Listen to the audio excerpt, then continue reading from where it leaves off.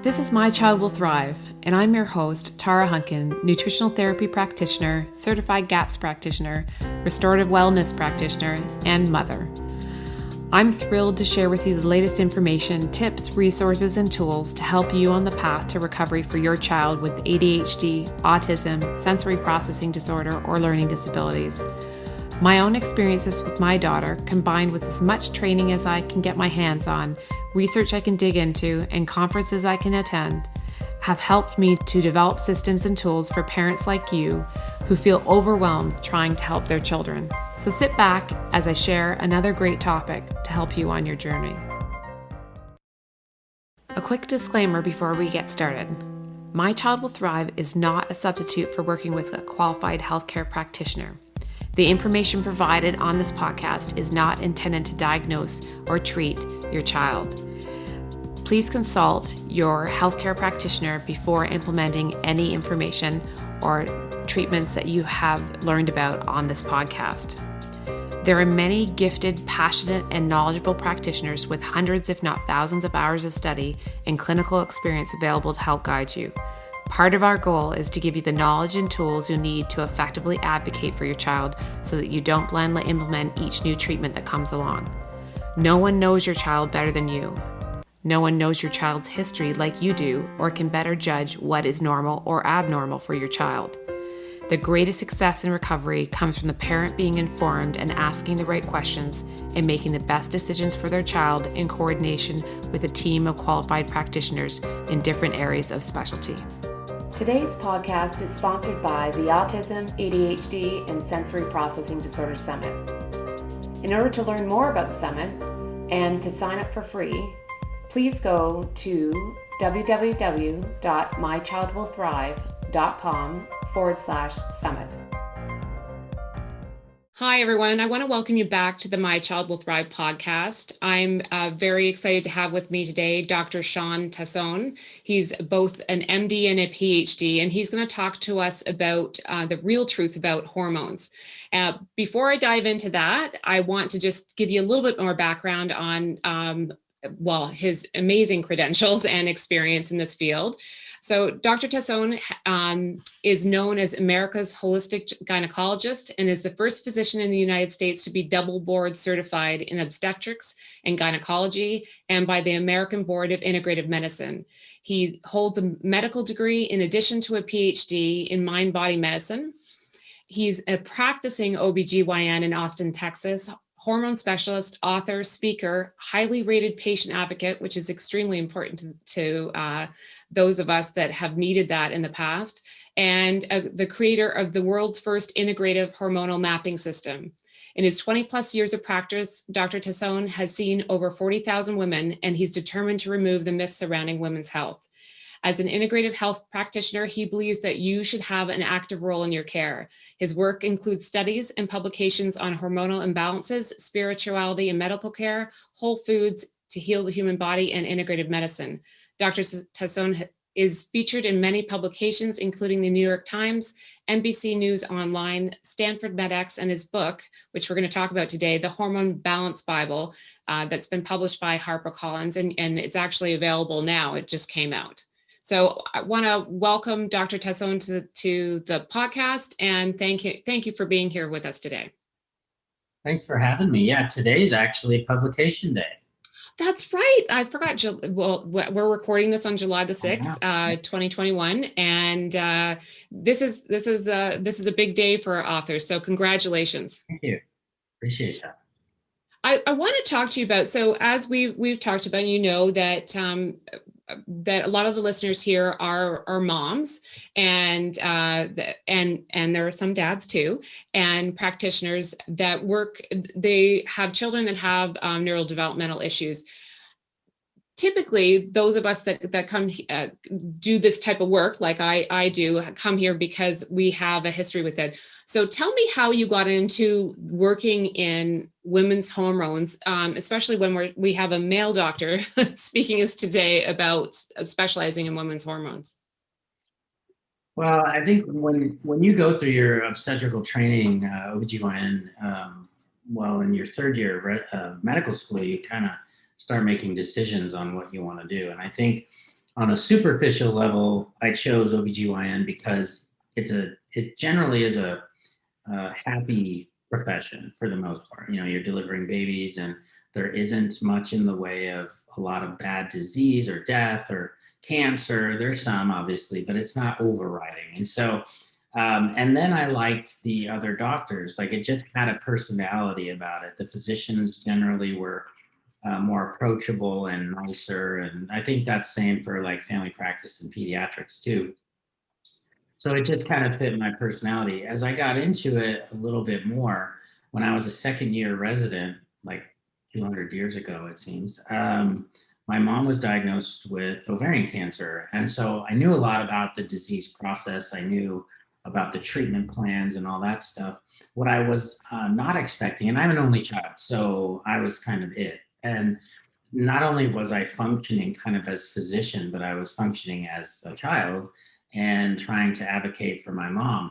But what I didn't expect was that she was going to have a lot of problems with in between like chemo treatments, calling with joint pain and hair loss and just not sleeping well.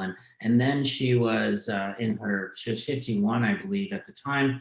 They wouldn't prescribe hormones, so having all of the side effects of menopause on top of all this stuff. And so I felt really pretty much completely hopeless and helpless. Couldn't even help my own mom, which was kind of humbling in the sense that I was like, well, if I can't even help my own mother, how am I going to help patients that are going through this? Fast forward 5 years, she passed away at 56. And when she passed away, I just thought to myself, I just felt so limited. I had to figure out a way to educate myself more on just quality of life and stuff, not just giving a pill or whatever, but helping people. And so I was reading, whenever you're having a spiritual crisis, you seem to go to Sedona. So that's where I was. And I was reading a book at the time. It was probably 2005. I was reading a book by Andrew Weil called 8 Weeks to Optimum Health. And this, 15 years ago, he was talking about fish oil and CoQ10 and all this stuff that I just was like, oh my God, this is so crazy. And so actually, I was living in Tucson at the time, and his fellowship was in Tucson.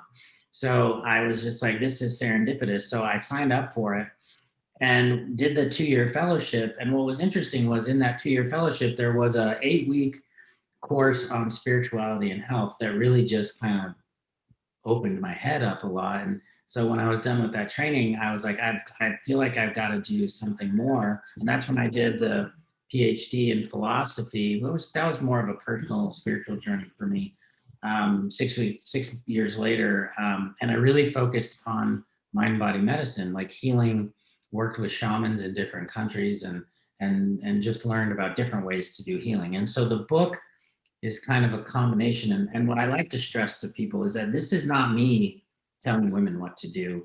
This is the 40,000 women that I've sat down with over the years and me listening to their stories and those stories coming out through the book. Yeah. And that's what I love about the work that you're doing and what you've done with the book is because one of the things that I think will resonate with everybody here is just not feeling listened to, whether it's with their children or with their own health leading up to having their children and then after their children as well.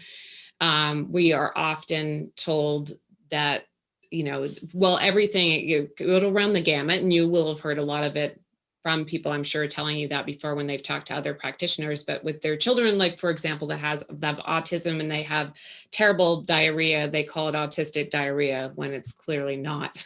The diarrhea it wasn't caused by the autism. It's the other way around. But so we're all used to not having people listen to us. So it's really nice to see that that's how you have shaped your practice and your book that you've just launched, and how you do your work with people. Why don't we dive more into hormones themselves, but in what a holistic approach to women's health and hormones looks like in your practice?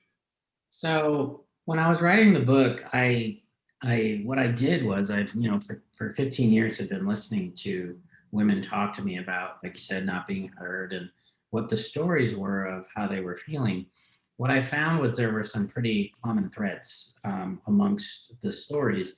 And I came up with 12 different storylines. And what I found was that I was talking to patients about their hormone imbalances, like, say, estrogen dominance, they would kind of glass over a little bit. And I thought, I got to figure out a way to talk about this in a way that's not so medical. And so I really like archetypes. I like narrative medicine.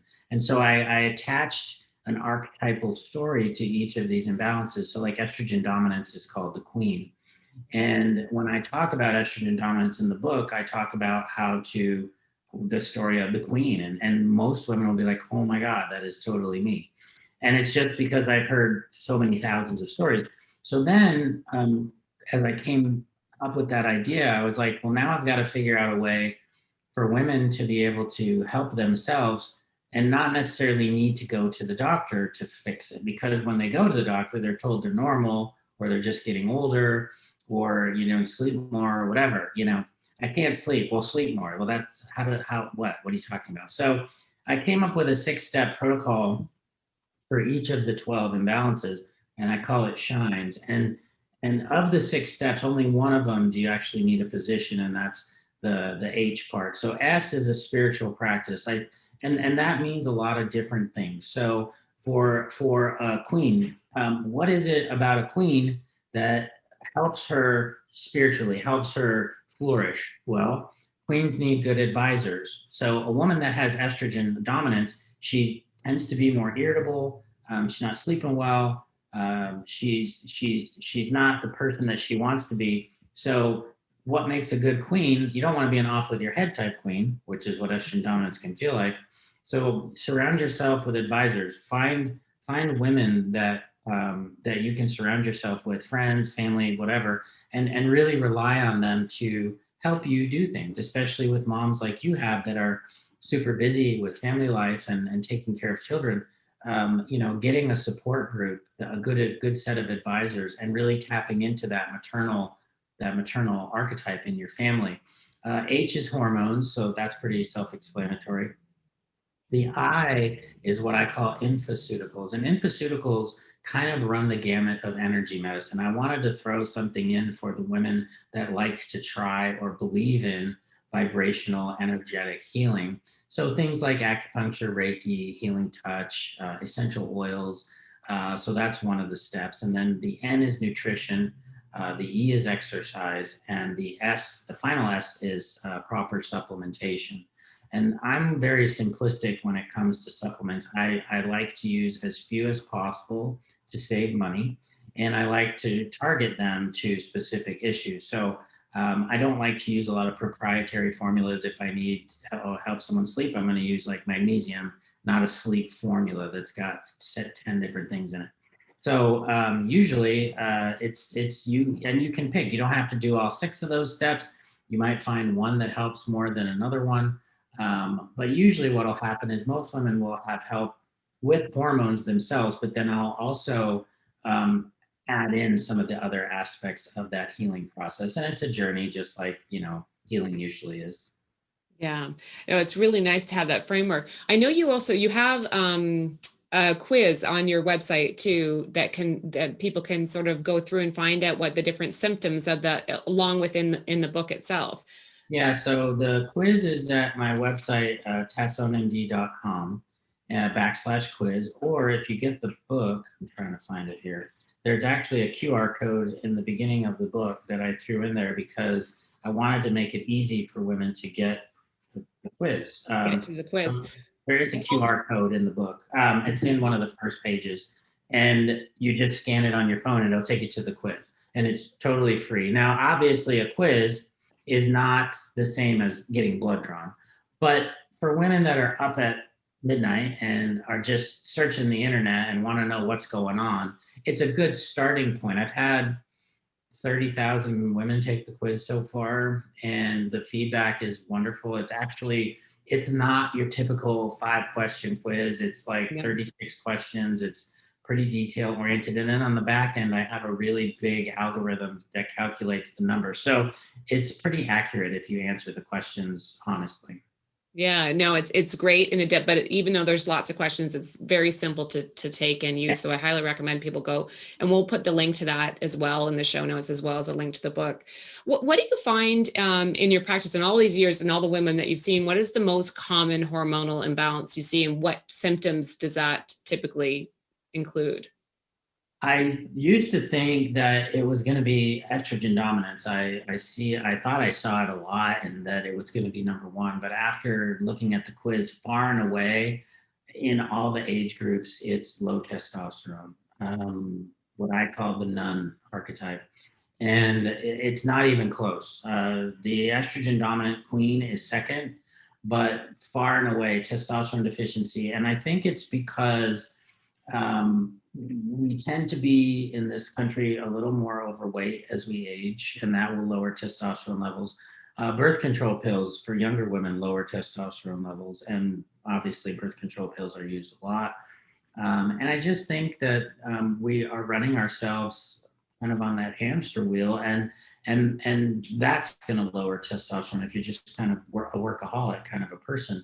And so, yeah, far and away. And the other thing that a double whammy with testosterone is that it's kind of ignored by the medical community. It's almost thought that women don't need testosterone. I mean, there's, pellets and stuff now that I'm not a big fan of, but those almost go in the other direction and make your testosterone too high. So, but yeah, testosterone and what that feels like, it's pretty simple. I say if it was a t-shirt, testosterone deficiency would just say meh. It's just kind of like, I'm okay, but I just don't care. That drive, that desire, that thing that motivates you is just kind of gone. And then it's also like fatigue, especially like at 4 or 5 in the afternoon. You just want to take a nap. That's testosterone deficiency. And then, decreased libido. But the decreased libido comes from taking care of kids all day, and then you're just exhausted, and then your spouse comes home or whatever, your significant other, and they're ready to relax and have sex and do stuff, and you're just like, nope, I'm good, I want to go to bed. So but that's far and away what I see. Yeah, no, that's really interesting, and I think that a lot of people. So what I mean, you talk about what women tend to also be fearful of testosterone in terms of, thinking that they're raising their testosterone levels, they're going to become bulky, like you take on male features. What I mean, obviously you're saying that we'll get rid of the meh feeling. What are the other things in terms of how does it impact their health in other ways? Well, obviously, muscle mass. If you work out, you can gain some muscle. The beautiful thing about muscle mass is that for every pound of muscle, you burn an extra 50 calories just sitting on the couch. So, and usually it's not about. There's a normal range for women and testosterone. My goal, and I always look at hormones when I talk to patients. You're either in the house or you're not in the house, so it's normal or abnormal. But then where are you in the house? So a lot of women, like the lady I just talked to before the interview, normal testosterone, but she's laying on the floor in the basement. So she couldn't go any lower, but you can look at it and go, well, it's normal, you should be fine. But maybe life would feel better if you were kind of up on the main floor. And so what I'm doing is you're not going to be outside of the normal range for a female, just kind of higher up in the range. And so that's what I try to do. I think some of these programs, like with like hormone pellets and things, I've got women whose testosterone is 6 times normal. That's where you start having some of the hair growth and stuff like that, and that's not good. But when I do things, it's always just to stay in that normal range, but to make you higher in the normal range. Yeah, it is really important. So what do you recommend someone, what testing do they do if they think they're experiencing hormonal imbalance? Because obviously there's the testing that you see, which is not a lot, typically at a typical well visit at your MD. So what types of testing do you typically recommend? So one of the sections in my book is on specific testing. So there's the three ways you can test are saliva, blood, and urine. Saliva, I'm not a huge fan of because it's just not really reliable or reproducible in its results, but it is good for cortisol. So it's a good way to check cortisol levels. Urine, well, let's do blood. Blood, I actually probably 80% of the testing I do is blood-based because I take insurance. So blood is usually covered by insurance. The other thing about blood is it's extremely accurate because it's what's in your bloodstream at the time the needle's in your arm. But that's also a limitation because it's only telling me what you're doing while the needle's in your arm. So it's more of a snapshot of you than a story. However, if we gather data over time, I'll get a better picture of that. When I order blood, I will usually order estradiol, progesterone, free and total testosterone, sex hormone binding globulin, free T3, which is thyroid, free T4, TSH, a DHEA, and a vitamin D. And sometimes I'll add some other things like thyroid antibodies if I'm worried about Hashimoto's and things like that. But that's the core set.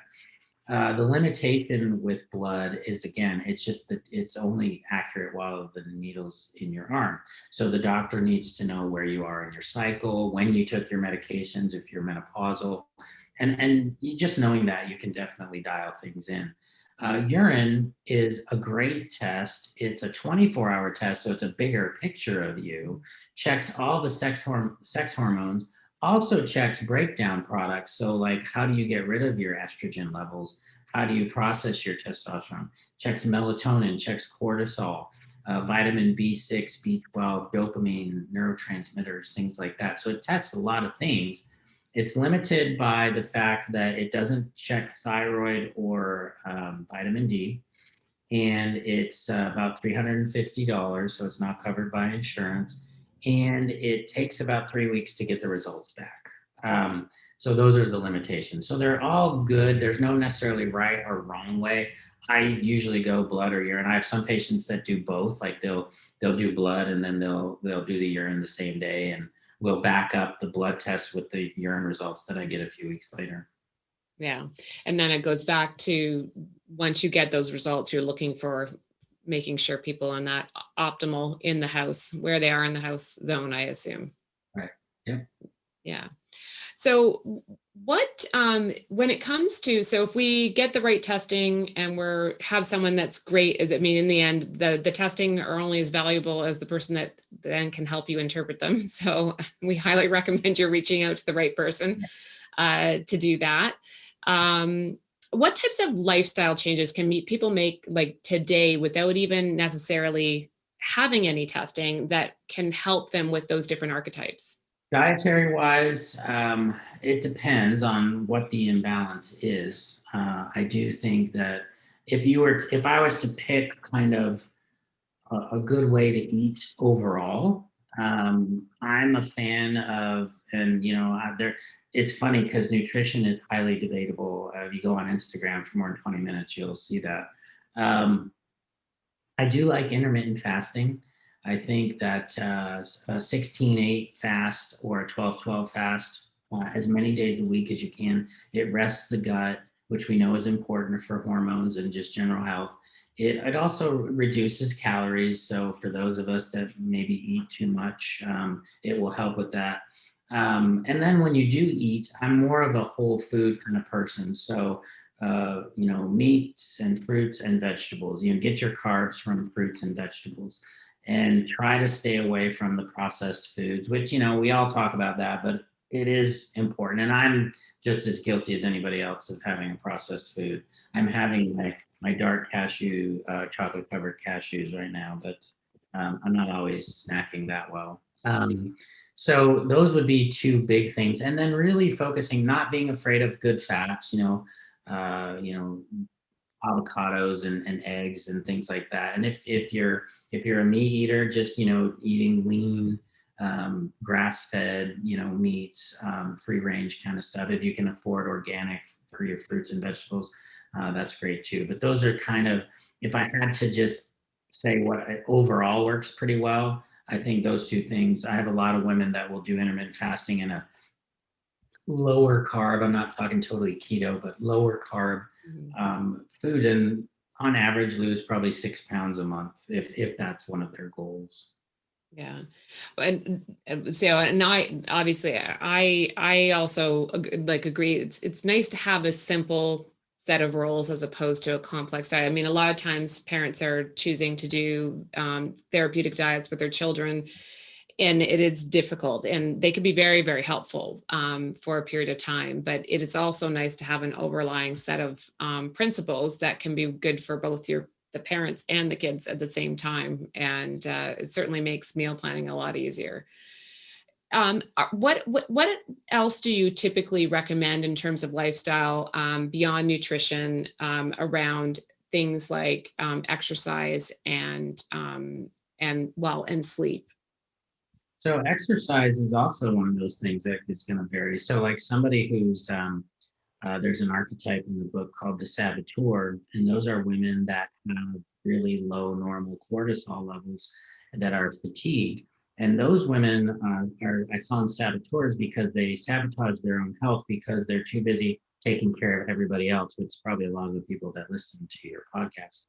They're so busy doing other things for other people, they never think that they're the last ones to get the benefits of anything once everybody else is okay. And usually everybody else isn't okay. So they're always taking care of other people. So that person that's a saboteur, I have a good example in my book, a lady who's a pharmaceutical rep. She's driving hundreds of miles a day in the car. She's eating horrible lunches because she's buying lunches for the doctors. She's got 3 boys under the age of 7. So she gets home at 5, whips up food, takes care of everybody, baths and everything. And then, husband comes home and she's exhausted. Well, she had this kind of saboteur archetype, but my recommendation for her was actually to not work out. Like she needed to learn how to say no and take care of herself. And if she worked out, maybe do walking or yoga, something that was just not strenuous, like not high intensity interval training. Now, somebody who is maybe a queen archetype with a lot of estrogen, maybe a little extra weight, that would be a great setup for high intensity interval training, like a program like F45 or Orange Theory or something like that. But a saboteur, she would make herself worse. So that's why the book has got different diet and exercise plans for the different archetypes. Yeah, no, I think it's really good to hear you say that, and also listen to the stories. Although I love the irony of the pharmaceutical rep buying bad meals for doctors. Oh yeah, no, I mean, we literally, because it's fast, right? So Of you know, course. they'll buy sandwiches, which you think are good, but it's like chicken salad, there's mayonnaise everywhere, and or pizza, or so we have to specifically. I have a salad place here around the corner, and sometimes you want something bad, so we'll take the bad food every once in a while. But yeah, you've got to specifically tell them because they have their favorite restaurants that they go to and or that deliver now, and so it's just, yeah, it's hard to eat right for her because, and it's all about meal prep, like you said. For her, that could be a spiritual practice. You could meal prep on Sundays and make it just a part of your day where it's almost like church. That's what you do on Sunday afternoons is prep for the week, and that way you can make sure you have nutritious food and snacks and things like that on the road. Yeah, no, it is incredibly difficult to do, but I that's why I love the archetype system and realizing that there's no one specific way of going about things for all of us. We have to figure out where we fit in. Before we wrap up here, just what's the best advice that you like to give, at least I know you like to give personalized individual care to everybody, but if you could give one piece of advice to the women that are listening today in terms of what they can do now, aside from picking up your book, which we absolutely recommend they do, to improve their hormonal health and their health overall, what's the top line recommendation that you usually make? Well, one is the mantra of normal isn't always normal. So nobody knows you like you know you. So if you go to the doctor and they tell you that your hormones are normal, but you don't feel normal, then something's not normal. I mean, that's just the way it is. And that's where I talk about the house analogy, it's like, yeah, your thyroid is normal, but you're laying on the floor in the basement. So you have to advocate for yourself. You have to find a physician or somebody that will, that you have a rapport with. And I don't think you need to spend thousands of dollars to do that either. I know a lot of women do, but you don't need to do that. Second, two fun things. Well, debatable if they're fun or not, but two things that you can do that will help your hormones, your cortisol, restart your day, set your day. One is when you're taking your shower in the morning, at the very end, turn it as cold as all the way cold and stand there as long as you can. If you can do a minute, that's great. That resets your cortisol. It wakes you up. It starts your day. It's a good practice. Like people that do those cold pools, but you don't need a pool. You can just do it in the shower. Second is every day you can eat 1 or 2 squares of chocolate. Unfortunately, it can't be milk chocolate. It's got to be 70% or higher of cacao. I just did a reel on Instagram where I sampled all the way from milk chocolate to 95% cacao. And Lord, I'll tell you, you start getting up above 70, 85, 90, it's pretty rough eating. 70 is okay. 70 is pretty tolerable, but it's not like, eating milk chocolate. But the cacao is really good. It's a great antioxidant. It's good for your vascular system, and it's just a good fat. I absolutely love the recommendation of listening to yourself and saying if it's not normal for you, it's not normal. You know you better than anyone else. We say that all the time here about parents knowing their kids. And there's no one that's spending obviously more time with yourself, but also with your children. So that's why we always say they're the best judge of what's going on with their children, and not giving up when they really feel that there's something that's not quite right, or that there's more that can be done. So thank you so much for that advice. Thank you for writing the book. Know how much work goes into these things. So I highly recommend everybody picks up a copy, and we've got we'll have links in the show notes to that, as well as to Dr. Tassone's website, and any other things that we can think of that can help you out on your journey with your hormones today. Thanks again, Dr. Tassone, for joining us. And if you enjoyed this interview and you want to hear more from us, please be sure to subscribe to the My Child Will Thrive podcast. And if you can take the time to give us a review, we'd really appreciate that. Thanks again, and I look forward to doing this again soon. So that's a wrap. Thanks for joining me this week on My Child Will Thrive. I'm so passionate about giving you the tools and information you need to help your child recover. And as they say, it takes a village, so join us in the My Child Will Thrive Village Facebook group, where you can meet like-minded parents and stay up to date on everything we have going on at My Child Will Thrive. This is Tara Hunkin, and I'll catch you on the next podcast or over at mychildwillthrive.com.